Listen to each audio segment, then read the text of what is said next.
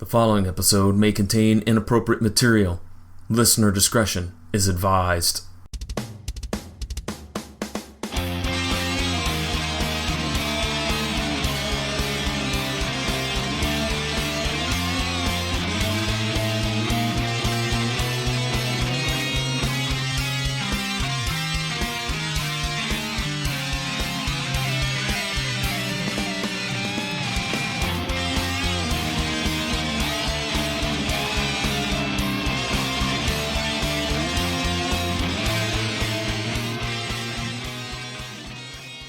Hello, ladies and gentlemen. Why I get my mistress out of the room. Welcome to Mattalk. Jason and John are here to talk to you guys about this wonderful show. Emily, if you're listening, no, I do not have a mistress. This is just for the show. But we're here to talk about Mattalk. It's called method acting, man. It's method acting. Method. Right? Word. Yeah, it's Jason and John back again for Mattalk. This has been an interesting episode of Matlock. And I can't wait to talk about it. But you know what? Real quickly, let's recap. Last episode, we really, really enjoyed it. We both gave it 4 gavels, the 4.5. ambassadors. Well, you gave it 4.5, I gave it 4. And then the one before that, which was the season premiere, was, of course, the lemon. We did not dig that one so much. So hopefully we're on the increase. We're going to go up. Yeah. Onwards and upwards, all right? This is going to be another good episode, hopefully. Okay. I'm hoping. All right. Well, should we jump on into it? Let's do it, my friend. Let's do it. Let's get into our opening statements. The Mistress is the name of the episode, and its original air date was December 20th, 1988. What a great holiday episode to go with. A guy cheating on his wife. You know, Andy Griffith gets very high school-y anytime he talks about Sexual stuff. Yeah. Yes. He giggles and it's fun. Yes. He certainly is got his hands full with this episode. I got to be honest, a lot of these guest stars are kind of one and dones. They haven't done too much. They've done an appearance on this show, that show, this show, that show. So it was really hard to kind of narrow down who the important guest stars are. So I went with the 4 most important characters. So let's start things off with Wanda Sutton, played by Laura Piper. Now, Laura Piper was on the show Head of the Class as Vicky Armory, and she was also on the short-lived show Key West as Ricky. I watched the reboot of Head of the Class. Yeah. It was awful. Did you like the original? I haven't seen it since I was younger. I remember liking it. It had an actor in it that I really enjoyed. He's a heavyset guy. Always played a teacher on like Saved by the Bell and other shows. I liked him, but the remake was just like really bad CW. Okay. I really was very indifferent to the original Head of the Class, so I never watched the reboot. So yeah, I tried it. I like reboots, ladies and gentlemen. This was not one for me. Yep. All right, our next guest star is Nick Gotti, who will be playing the role of David McCord. You may know him as Mr. DeLuca on Saved by the Bell, The New Class. You know, I've only seen a little bit of The New Class. Okay. That was not my forte. Like, whenever they advertised that Mark Paul Gosselaar was going to show up on The New Class, I'd sit down and watch it. Okay. He also played Roger Adler on a couple of episodes of Hunter. And he played multiple characters on Knots Landing. So that's 2 episodes in a row. We have somebody from Knots Landing. Last episode, it was Lisa Hartman. This episode, it's Nick Gotti. I have not seen Knots Landing. I've never seen an episode before. I think, and I don't know, you could maybe back me up on this. Maybe you can find some research on this. I believe Knots Landing was a spinoff of Dallas. Was it? You'd be the Dallas expert. I think so. If you want to fact check me on that, you can. That show got you into trouble as a kid. Dallas, yes, it did. This is an entertaining story. Let's talk about it, okay? I was a very young kid, and I have a cousin. She is the same age as me. I am 6 weeks older than her. And she had the Barbie swimming pool. And so I went over one time, and I was playing, and apparently I decided to take all the clothes off the Barbie and then throw her in the pool, which had water in it, because that was the thing about the Barbie pool. You could put water in it. And I put her in her face down, and I was like, glug, glug, glug, I drowned. And my aunt got super upset with me. And apparently my mother like blamed my dad because she was like, he saw it on that damn show that you watched, Dallas. And I honestly had no idea. I didn't understand why my aunt was mad. I thought I was just playing Barbies. That's what you did. But apparently my Barbie was a little too real, if you will. Man, you killed Barbie. I killed Barbie. This was last week, ladies and gentlemen. No, it was not last week. It was not. It was probably circa 1981. Anyways, let's move on to the next guest star. A gentleman by the name of Judd Omen, who will be playing the role of Eduardo Cortez. He was Mickey in Pee-wee's Big Adventure. He was Shima Luka on MacGyver, the original version, not the old one. And he played multiple characters on one of my favorite TV shows as a kid, The A-Team. A-Team. Yes, sir. And lastly, Philip Sterling is going to play Thomas Fremont. Now, he was the prosecuting attorney on The Affair, which was an episode of Matlock that we reviewed, a while ago. It is, of course, as it says, it was a man that was having an affair, and he was accused of murder. Philip Sterling, though, is also known for many, many appearances on L.A. Law as Judge Kramer, and he also was Dr. Simon Weiss on Saint Elsewhere. I need to see Saint Elsewhere. This show has so much Saint Elsewhere connections. I think if there's nothing else to discuss, I have one very important question for you. Let's testify. Let's get ready. To testify. To testify. All right, the plot. Matlock defends a jealous wife accused of killing her husband. All right, so our opening scene to this episode is just a bunch of old paintings of various people. I thought the guy couldn't make a connection. Like, normally there's a connection, right? And I couldn't come up with a connection as to what these paintings had to do with the episode. Did you? No. No, you were like me. You were stumped. And you were like, I don't even know what the hell these are. No, they're just paintings. They're just paintings. I like paintings. Yeah.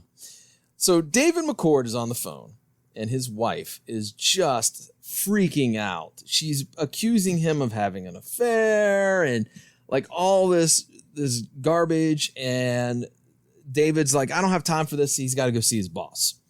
So he goes and sees his boss, Mr. Fremont. And while he's talking to him, we get a cut to a scene where Laura McCord is loading a 38 special. This has escalated very quickly, has it not? Yeah, they want to get into it. First of all, who keeps a 38 special in the kitchen? That's where she was at. These people? These people. I'm sure there are some. They probably have a gun in every room of their house. Well, you never know where shit's going to go down.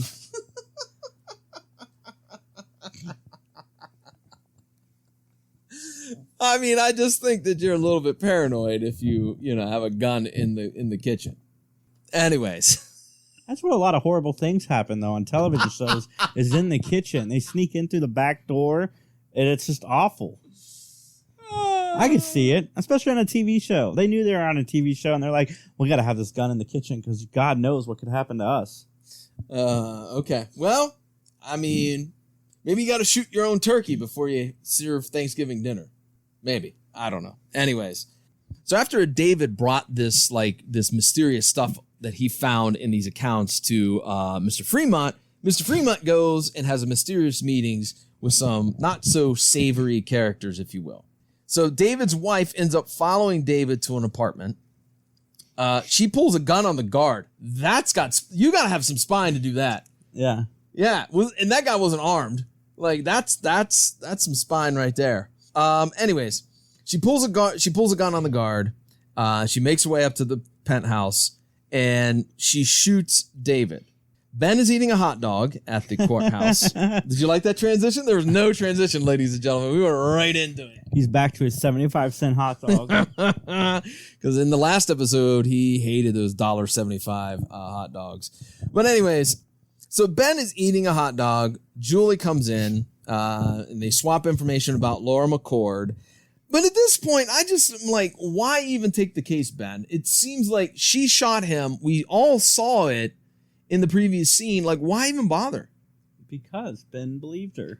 Well, I know. He thinks that the witness that was there did it and not his client, Laura McCord. Yeah. You skipped over an important thing. Julie paid for the hot dog. That's right. She did. And a soda. Yeah. Yeah. Ben's like, I'll treat next time. Yeah. Well, that's because, again, we've talked about it before. Julie and Ben are having a great kind of relationship, if you will. Yeah, and we'll get more into that here in a little bit. Sure we will. There's some good stuff there. A lot of innuendo between the two of them in this episode. Really? Oh my God! Did it go over top of my head? Huh? Some of it must have went over my head. They kept talking about when she's done doing stuff, then he subtly mentions them doing stuff. Okay, well, more on that in a few moments, ladies and gentlemen. Unless I'm totally remembering it wrong. No, I don't know. I just don't remember too many innuendo. Or maybe my definition of innuendo is a little different than Ben's. That's maybe. Subtle, very subtle. But they Mine's were not playing subtle, with probably. the idea of Okay, doing stuff. all right. So we go to the courtroom. The security guard testifies, and he runs down what happens, and then IDs Laura as the one who put the gun in his face. The mistress shows up, wanting to testify. And, I was really thrown off by this, because she's there, literally she is there, and then just a few moments later, she's gone. Well, because some hooligans walked in the room. Correct. Some hooligans walked in, but, it just seemed like, I don't know, maybe there was a bad edit or some bad camera work, because she was there, and then she was gone. It just seemed very abrupt, and I know it's supposed to be abrupt, but just something didn't work for me on that. Yeah, she walked in the room and goes, I'm here to testify.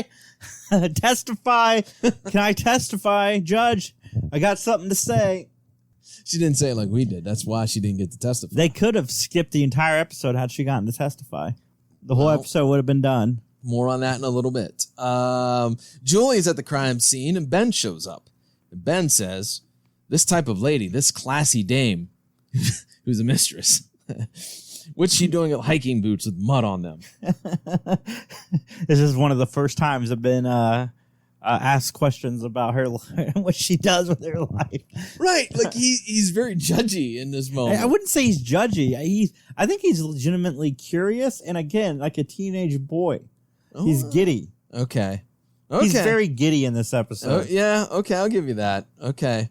So Ben ends up going to the bus station, and lo and behold, Julie's already there. And they're both there to find the mistress. The mistress apparently went to some place called Gunther's Creek. And we get a Ben and Julie road trip. Yeah.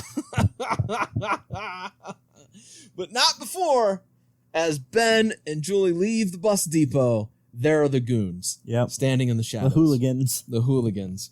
By the way, how stupid was the guy behind this counter? He was really dumb. He had no idea about anything. Oh my God.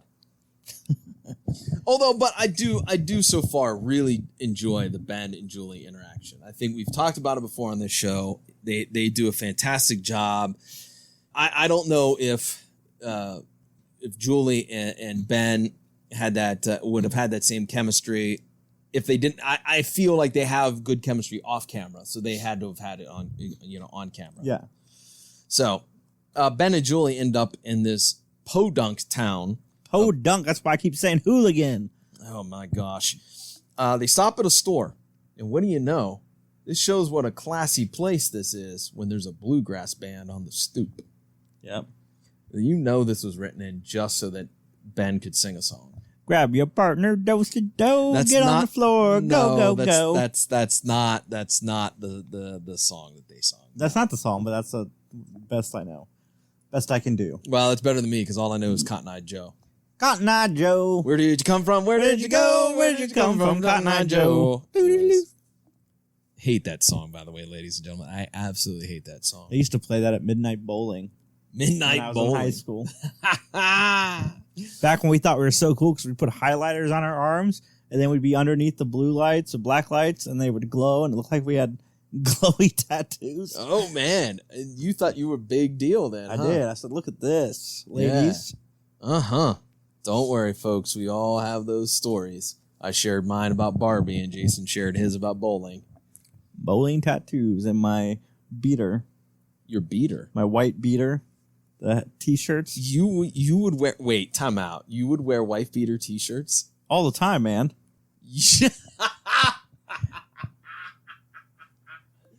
Really? Yeah. No, wait a minute. Time out. Did you have a tracksuit on? No You had a tracksuit. jacket over top? I had like a button-up shirt over top of it, but it was open. Okay, that's not as bad. I thought you just went places in the wife beater. Sometimes period. I did, John. Oh, gee. Oh yeah. I rocked it, man. I had no lady problems back in the day. I was a skinny little thing in those things. No muscles to show at all. Look, I wore the wife beaters, but I was underneath my tracksuit, which I don't know if that makes me. I don't know if that makes me any better than you because I was wearing a freaking tracksuit as a teenager. At least neither one of us wore clocks. All right, no comment on that. No comment. Anyways, so where are we? Oh yes, a bluegrass band on the stoop, if you will. Julie goes in and comes out after Ben had sung his song, and they decide to go to the little cafe across the way. Meanwhile, your hooligans mess with Ben's car. Julie's at the cafe, and she meets a very creepy salesman who's putting the moves on her. Yeah. Uh-huh. Very rapey vibe. Yes, very, very, very, very rapey. And then we have, yet again, one of the lamest fights ever between Ben and the salesman. I mean... This was better than the previous episode. Okay, all right. I was going to ask where to rate, but you say okay. Although Ben gets the final word in when he calls him... What, jackass. Jason? A jackass, Take a that's shot. right. Ben's car won't start because it's missing the distributor cap, and the one hillbilly guy says it will be $100 to fix your car. So instead of paying the money, Julie and Ben walk all the way to Wanda's. Okay, first of all, time out.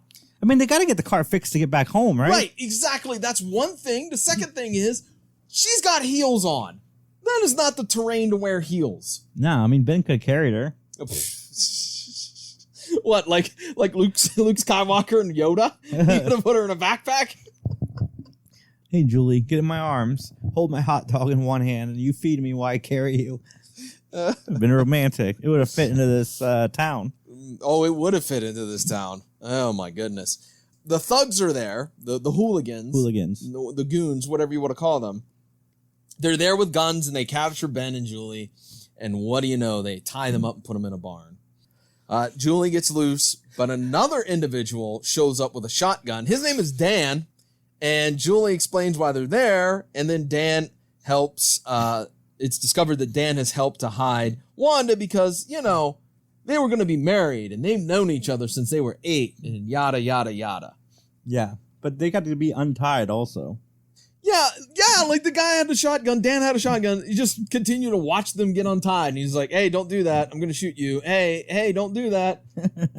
It's like the guy in the property division in the last show, you know, the last episode we done. Don't do that, please. Anyways, Dan takes Ben and Julie to meet Wanda, and then the hooligans show up, and they fight with Dan, and They thank Ben. Huh? They thank Ben. They do. They're very polite hooligans, aren't they? Thank you for showing us where Wanda is. So there's a fight between Dan and thug number 2. Wanda gets taken away by the goons. And Dan explains, you know, the whole history of their relationship and everything, yada, yada, yada. So Ben and Julie, they show up at this illustrious country club. And I love how security's like, no, sorry, you're not getting through. No, I'm Ben Matlock. I'm a lawyer. Nope, you're not getting through. What does Julie do? She flashes a badge. She gets right in. I'm an assistant ADA. Something tells me like the thugs in that region would not care that you are an ADA. I think they're afraid of anybody with a badge. I guess. They gotta be. I don't know. They get into the party. Ben and Julie run into Mr. Fremont, and they find it weird that he is there. So Ben and Julie meet Agura, and the security guard that stopped them at the gate tells them that, oh yeah, Wanda's here. She's in the boathouse. So they decide to walk to the boathouse. That is Ben and Julie. How far is this boathouse?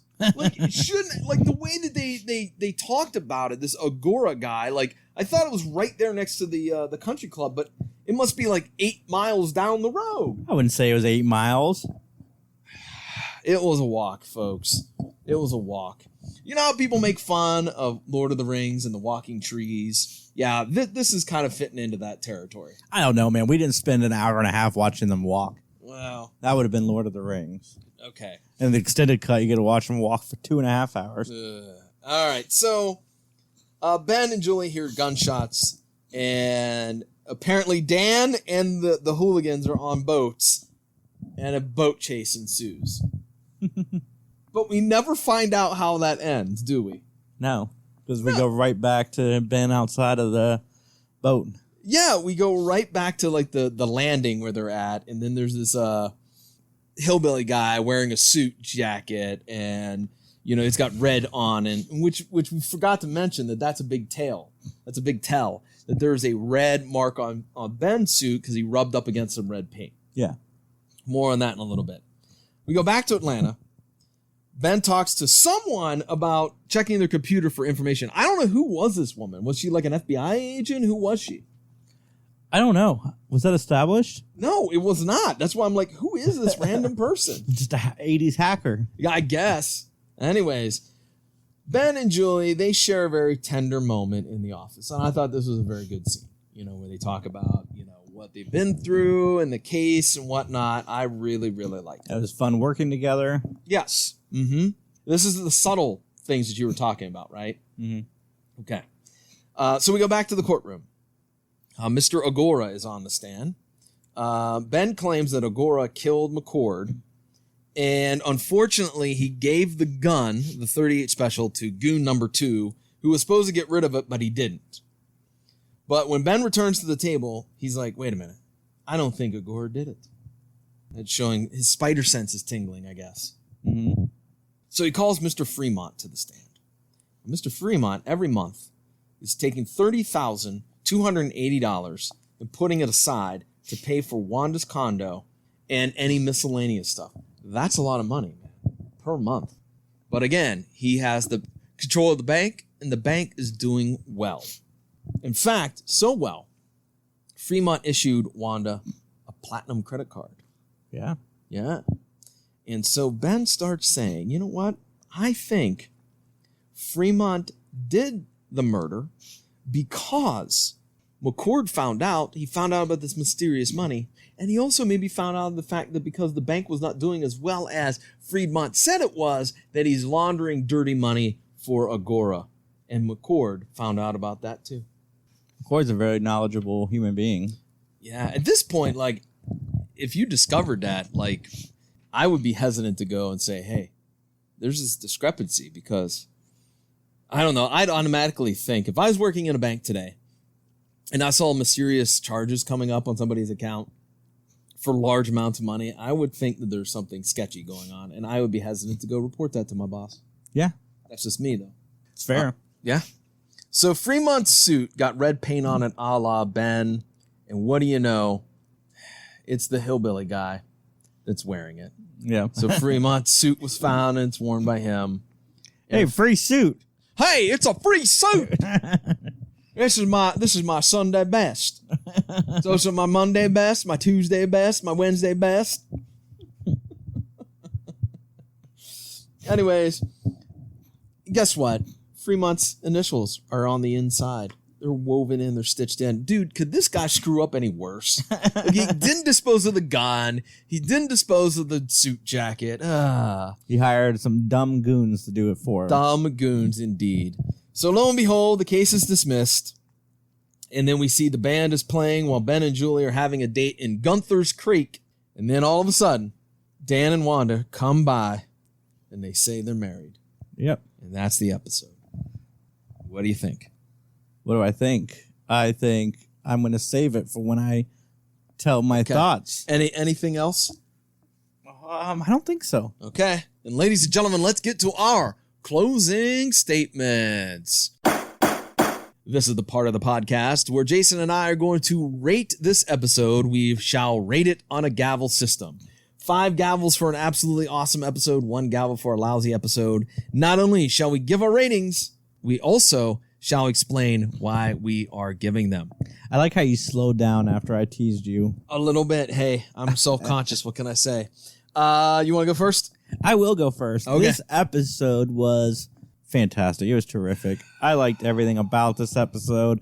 Give me more Ben and Julie road trips. I didn't miss Tyler. I didn't miss Michelle. This is I've given like 2 shows a 5 out of 5. And by golly gee, I'm going to give this episode a 5 out of 5. There was no slow moments. I wasn't bored at all. And I really like I like giggly, immature Ben. What can I say? And I like this episode a lot. Are you drinking moonshine over there? No. You have to be. You have to be This drunk. episode was great. No, this episode was not. Was fun. Rush Hour. Who needs Rush Hour when you got Ben and Julie? Wait, you're comparing this episode to the movie Rush Hour? Just because it felt like a buddy road trip movie, and I freaking loved it.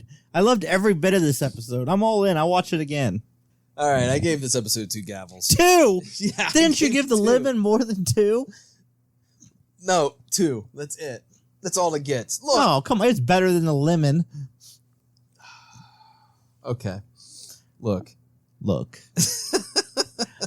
right, guys. That is all we have for Matlock. No. You're not cutting me off yet. I have to defend myself. Okay, I did like the Ben and Julie relationship. I thought that was good. All right. Here's the... Like, it just seemed like stuff happened. It didn't seem like it was a well-constructed script. It was just things happened. I like the things that's happening. It didn't make any sense. It was... I had a blast. Oh, there's no Michelle. There's no Tyler. Stuff just happened. Why was Wanda so special? Like, I don't get it. Like, why she left Gunther's Creek, she goes to Atlanta. Why? Because she had a nice thing going with Dan, and she goes to a party. She meets a suave dude, and she just runs off with him. And guess what, Dan? You shouldn't marry her. I felt like more like she was kind of being like held, Like into like a sex slave like or something like threatened that. kind of thing. Like, come with me. That's how I read it. Well, then they should have clarified it. But just it was. Why would anyone live in this place, by the way? Because they talk about how Agora has this wonderful home up in the country. Why would you live up there when it seems like it's nothing but a backwards podunk town?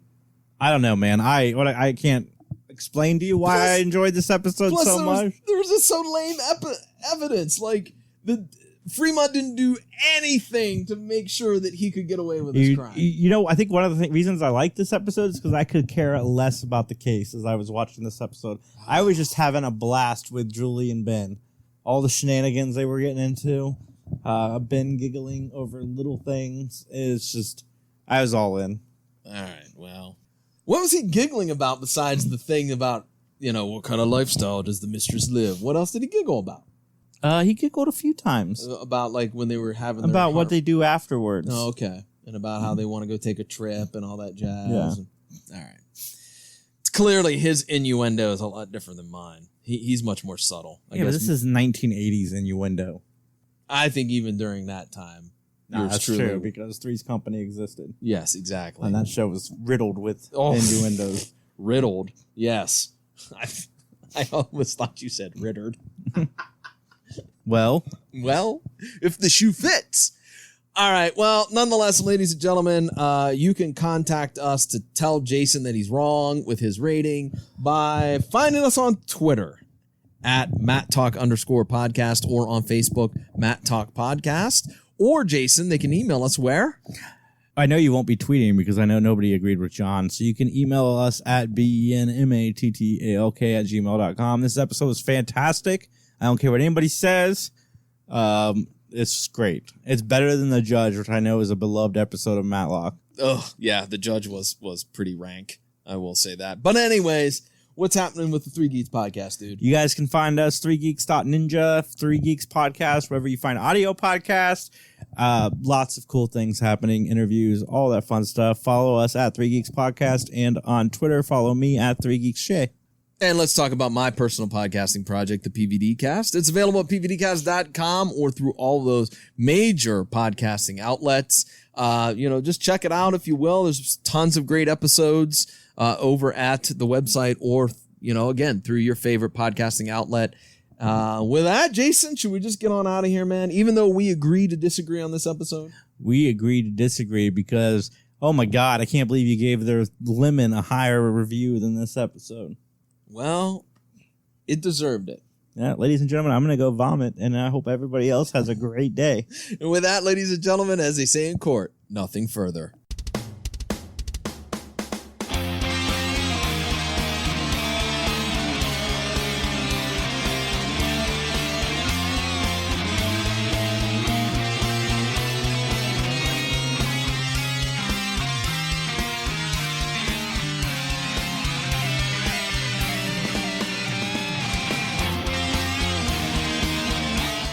The following has been a joint production between the Three Geeks Podcast and John Orlando Enterprises, LLC, copyright 2022.